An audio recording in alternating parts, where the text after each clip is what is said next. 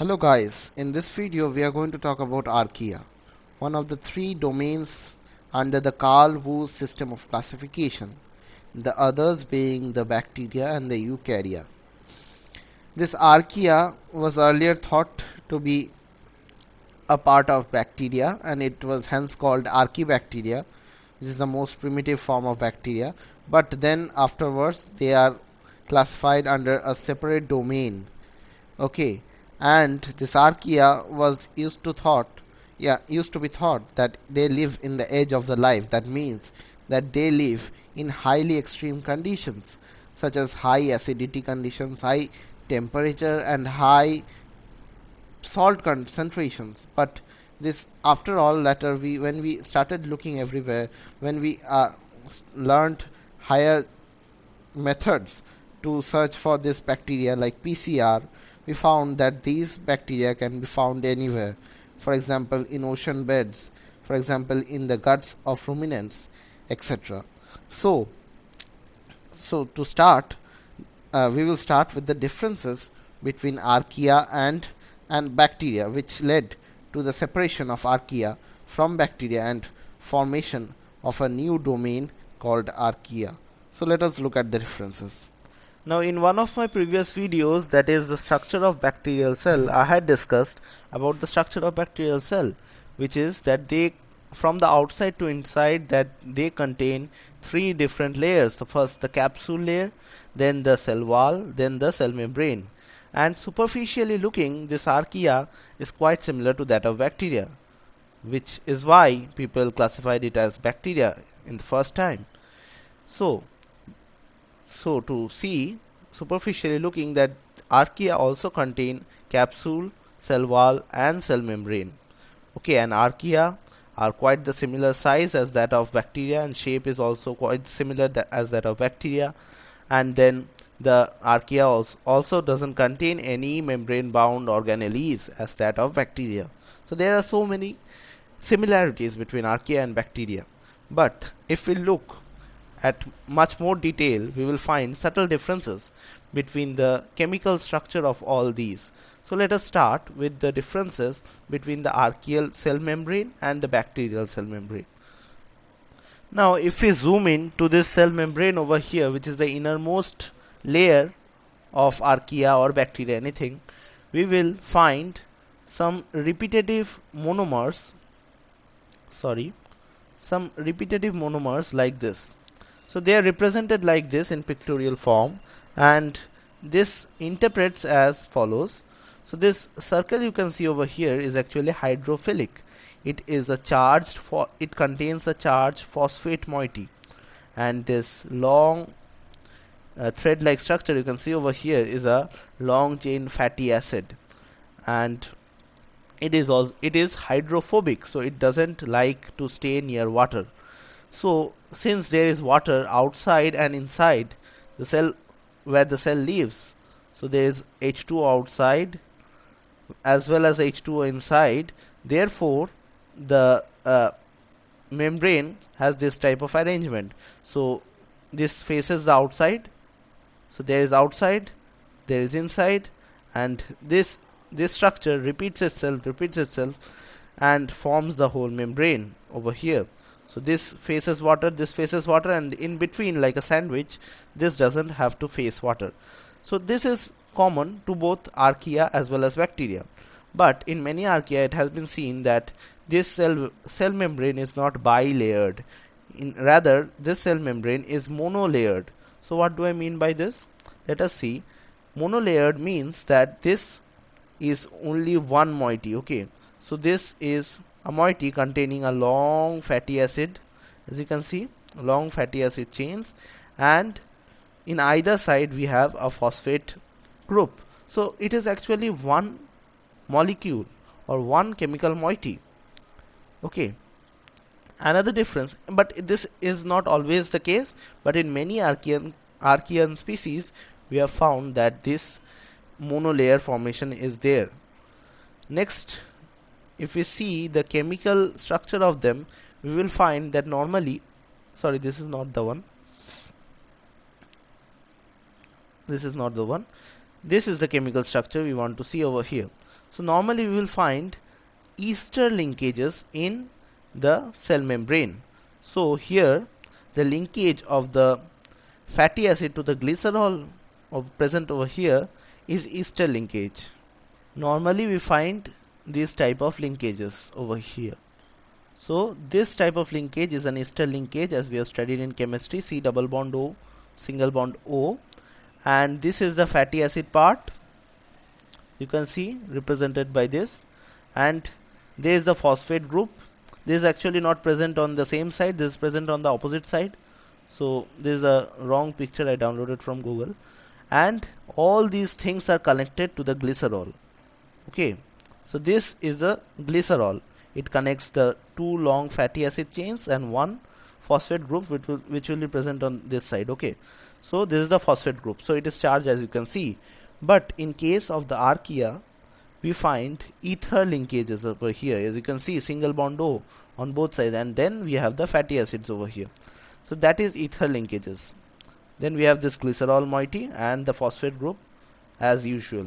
Okay, another difference between the structure, chemical structure, which stands out over here is that the glycerol over here and over here are mirror images of each other. In other words, they are enantiomers. Okay, so that is a lot of chemistry going on over here. That was the differences between the Archea and the bacteria cell membrane. Now let us jump on to the differences between Archea and bacteria on the basis of cell wall. For that, let me clear this stuff out first. There goes. As we all know that the cell wall of bacteria is composed of murine or peptidoglycan. They are the same thing. But the cell wall of Archea is composed of pseudomurine, okay, or pseudopeptidoglycan. So why we call it pseudo and keep the name the same? Because the function and structure is the same as that of peptidoglycan. So they form the cell wall.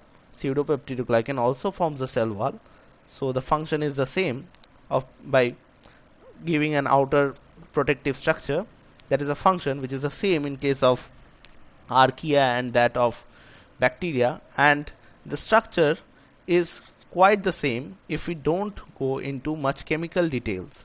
Means chemical structure, if we don't go, if we see the physical properties or superficial properties, we will find that the structure is quite the same. But when we look at the chemical structure, we find something like this. So here we have the structure of both the compounds. This is the peptidoglycan structure and this is the pseudopeptidoglycan structure. So the differences which are over here are, first of all, that the monomers which comprise the peptidoglycan are different. Peptidoglycan and the pseudopeptidoglycan are different. For the peptidoglycan, we have the N-acetyl glucosamine and the N-acetyl muramic acid. For the pseudopeptidoglycan, the first one, that is the N-acetyl glucosamine, is the same, but in the place of N-acetyl muramic acid, we have N-acetyl allosamuronic acid. Okay, so that's one difference, and you can see the structures over here. Another difference is that in the case of the peptidoglycan, we have beta 1,4 linkages, and in case of pseudopeptidoglycan, we have beta 1,3 linkages. So to give you, if you don't know anything about this, to give you some idea about what is 1,4,1,3, we count from after the carbon after this oxygen, okay, and then we count 1, 2, 3 like in this clockwise direction. So 1, 2, 3, we go this direction, okay, and this is the 6th carbon, 1 prime 2 prime, and there we have this. Where is the oxygen? This one is the oxygen. In the clockwise direction, we will count like this: 1, 2 in this direction, and then we have the carbon. So that's how we count. And if we see the linkage, that is, this carbon connects over here, this carbon connects to this carbon. So this is the 3rd carbon in the, if we count from this side, we find that this is the 3rd carbon and this is the 1st carbon after the oxygen. So that's why we call it a 1,3 linkage, and it is called beta for some reasons which is not the scope of this video. We will discuss more about in the chapter biomolecules, but this is beta 1,3 linkage, and in the same way we find the beta 1,4 linkage in the peptidoglycan structure.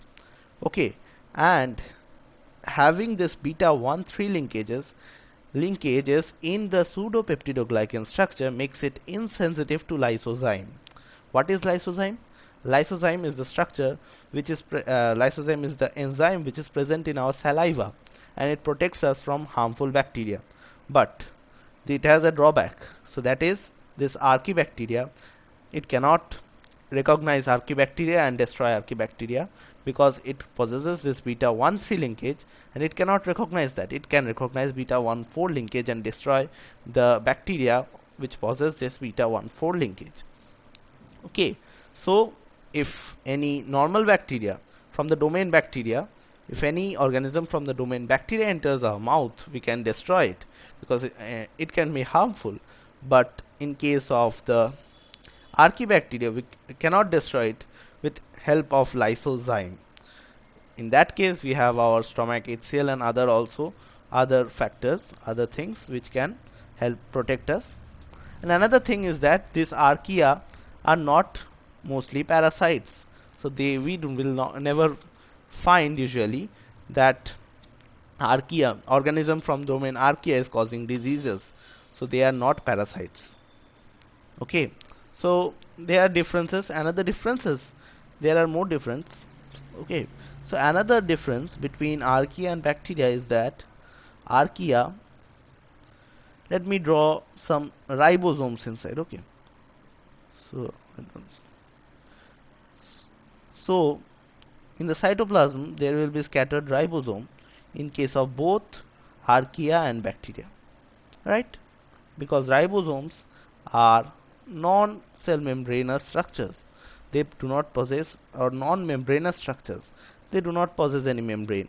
So they can be present in prokaryotic cells as well, and they help in protein synthesis, right?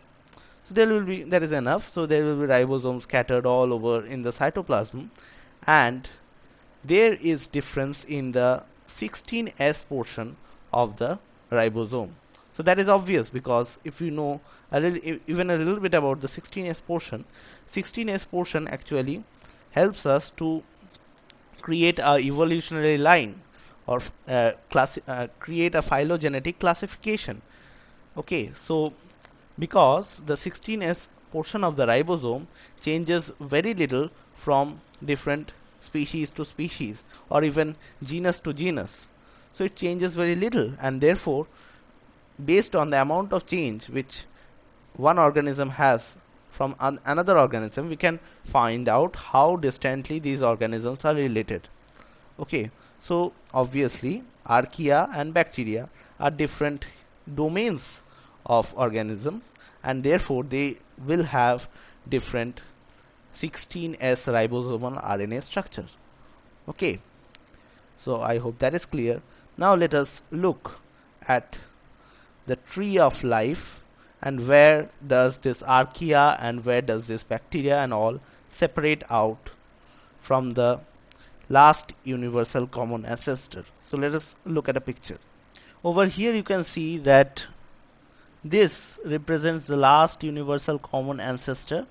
Okay, so from here diverged all life forms we see around us, and first of all the diverged this bacteria, domain bacteria, and then in the another branch we get the diversion of the archaea and then the eukarya. Okay, so if someone asks that who are we more closely related to, archaea or bacteria, so many may answer bacteria, because if we look at the time evolution, if we look at the progression of evolution, at first we had archaea and then we had bacteria and then we had eukarya.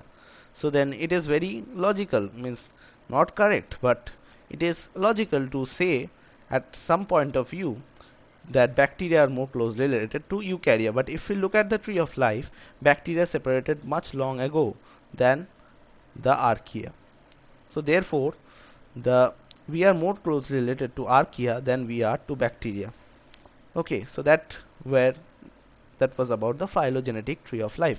Now let us look at the classification or different types of archaebacteria we have. So this archaebacteria is renowned for its survival or its presence in many tough environments like high acidity, high salinity, high temperature, etc. Okay, so if we try to classify archaebacteria, we will find three types of bacteria. First of all, the thermoacidophiles.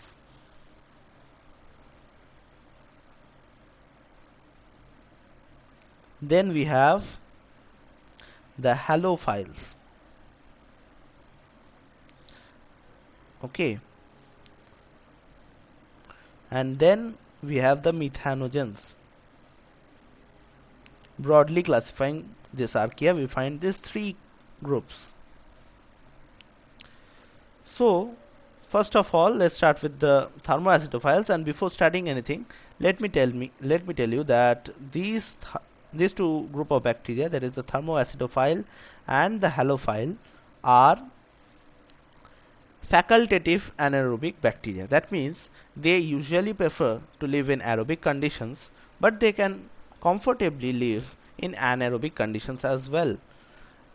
In the opposite to this, we have facultative aerobes that usually prefer to live in anaerobic conditions, and then they can comfortably live in aerobic conditions as well. There is a very subtle difference over here. Okay, so that is, one is the preferable condition, environmental condition, or the actual habitat, and another is the exceptional habitat, but they can live comfortably in that habitat also. On that basis, we call that facultative anaerobes and facultative aerobes. Anyways, so then we have the methanogens, which are obligate anaerobes, so they cannot live in aerobic conditions. So to start with the thermoacidophiles, so look at the word thermoacidophile. We have one part thermo and then acidophiles, acid and then philes. Okay, three parts to the word. Thermo, as in thermometer, that is temperature or heat. Acido means acid or pH. Acid has low pH, so low pH. Okay, and then phile, as in bibliophile. The one who loves book is called bibliophile. And then we just now studied, that is the um, loving water, we call it the hydrophilic, and then is hydrophobic. So that's why phile means to love. So these bacteria love heat and low pH. So if we look at this bacteria, they can live in both aerobic and anaerobic conditions, and when they are living in when they are living in aerobic conditions, we find that they do the following. They convert sulfur to H2SO4. Now you might get why they prefer low pH, because they take sulfur from the soil and they mix it with oxygen, water, whatever it needs, and they convert it into H2SO4. So that is oxidation of sulfur, right? And whenever we oxidize something, we actually release energy, and they use those energy to survive or to do any metabolic process they want.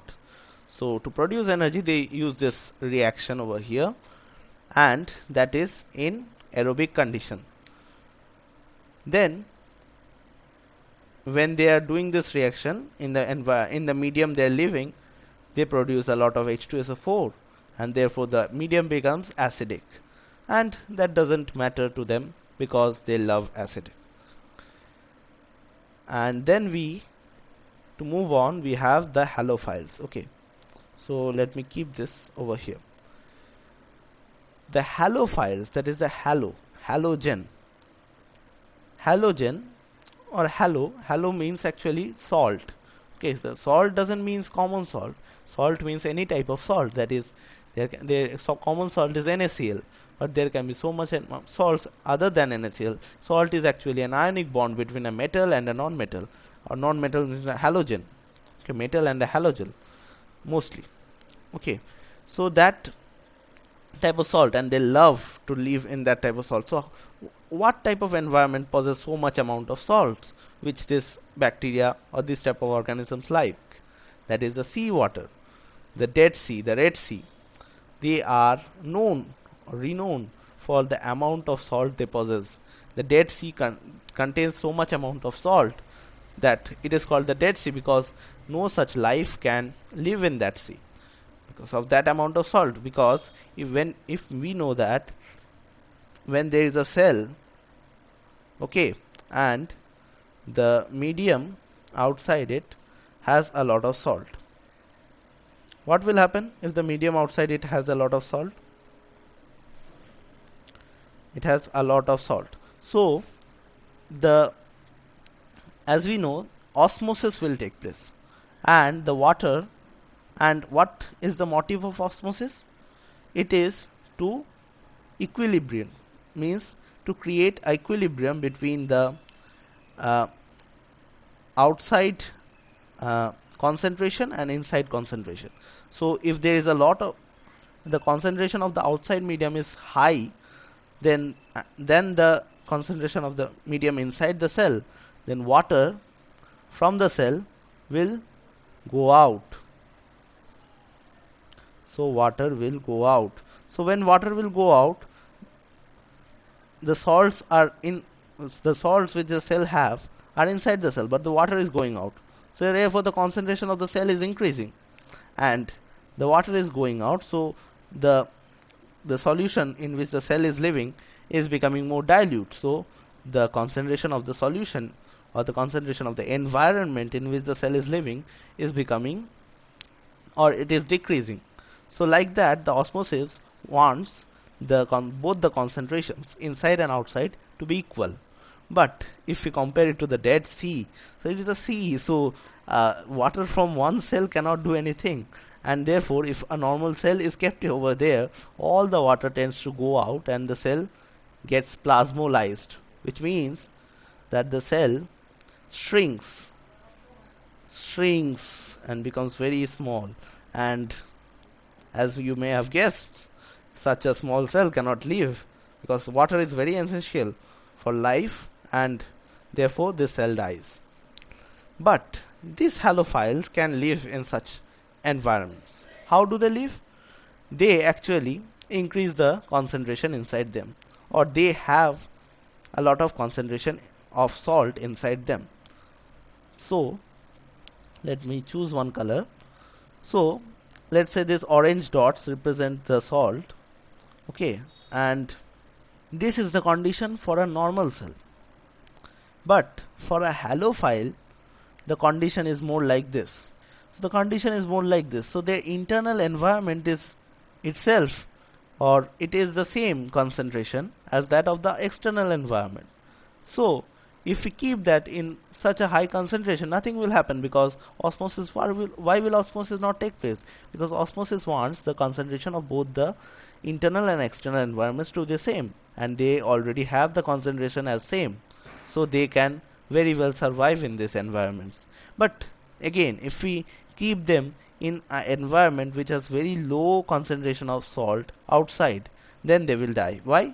Because water will try to enter the cell and lower the concentration of the of the cell within the cell, and therefore so much water will enter that the cell wall or the cell membrane will burst out and the cell will die. So that's one way how the cell protects itself and is very and prefers this high salt concentration. There are other ways in which the halophiles, are able to live in high concentrations. For example, they have special lipids in their cell membranes, like they have the ether lipids. Then they have mucilage coverings over there, like in the capsule membrane, so that also prevents this osmosis from taking place. and they have no sap vacuoles inside them, so they have no plasmolysis. Okay, so that's how they are able to live in such an environment, and they are only able to live in such an environment, not any other environment. And examples are halobacterium, halococcus, etc. Now they are also the aerobes and anaerobes. Under anaerobic condition, they have carotenoid pigments on their cell membrane, and they can do photosynthesis. Not like the normal photosynthesis that the plants do, but the photosynthesis is of a different type, but they can produce energy by doing photosynthesis. Lastly, we have this methanogens. So let us look at this methanogens. Okay, so methanogens, as the name suggests, again, methane, the methano stands for methane, and gens are producers. So they are methane producers. What they do is they convert formaldehyde and carbon dioxide to methanes using hydrogen. Okay, so what they do is reduction. Okay, and we have taken advantage of these bacteria to create gobar gas plants, and also breaking down sewer or sewage products. Okay, and management of wastes, like that. Okay, and their methanogens are also present in the gut of the ruminants such as cow or buffalo, etc., and here they help them to digest the cellulose that they eat. Okay, so cellulose is very hard to digest normally, but due to this bacteria they are able to digest. They are strict anaerobes, as I told, and some examples can be methanobacterium, methanococcus, etc. So the ruminants or the bacteria which live inside the ruminants are known as methanobacterium, just for your information. So they are about the archaeobacteria, so the different types of archaeobacteria.